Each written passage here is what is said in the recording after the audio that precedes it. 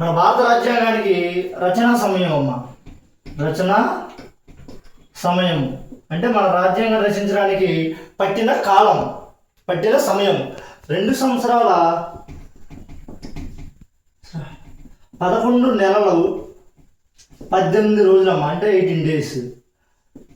2 years 11 months 18 days పెట్టిందమ్మా. మన రాజ్యాంగానికి రచించడానికి పట్టిన సమయం అంతా 2 సంవత్సరాల 11 నెలల 18 రోజులమ్మ. ఇండియా అంటే భారత్. అలాగే అమెరికా అమ్మ. అమెరికాది సుమారు 4 నెలల కంటే తక్కువేనమ్మా. 4 నెలల కన్నా తక్కువ సమయం అమ్మ. అలాగే కెనడా.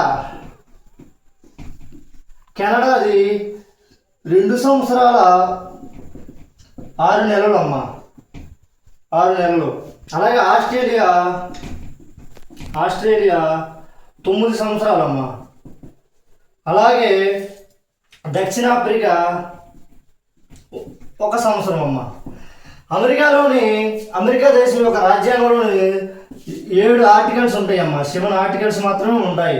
అలాగే కెనడాలోని 147 ఆర్టికల్స్ ఉంటాయమ్మా. కెనడా దేశం యొక్క రాజ్యాంగంలో ఎన్ని ఆర్టికల్స్ ఉంటాయి? 147 అమ్మ. అదే ఆస్ట్రేలియాది 126 ఆర్టికల్స్ ఉంటాయమ్మా. అలాగే దక్షిణాఫ్రికాది 153 ఆర్టికల్స్ ఉంటాయమ్మా. మన భారతదేశం యొక్క మొత్తం ఆర్టికల్స్ 395 అమ్మ. ప్రపంచంలోనే అతిపెద్ద రాజ్యాంగం ఏదంటే మన భారత రాజ్యాంగమే. అతి చిన్న రాజ్యాంగం అంటే ఏదంటమ్మా? అమెరికా రాజ్యాంగం అమ్మ. అలాగే మన భారత రాజ్యాంగ పరిషత్కి ఎన్ని సమావేశాలు జరిగాయమ్మా? మనం 11 సమావేశాలు జరిగాయమ్మా. మీటింగ్స్ ఎన్ని? 11 సమావేశాలు. ఈ సమావేశాలు మొత్తం రోజులు ఏంటంటే 165 అమ్మ. 165 రోజుల్లో 11 సమావేశాలు జరిగాయమ్మా.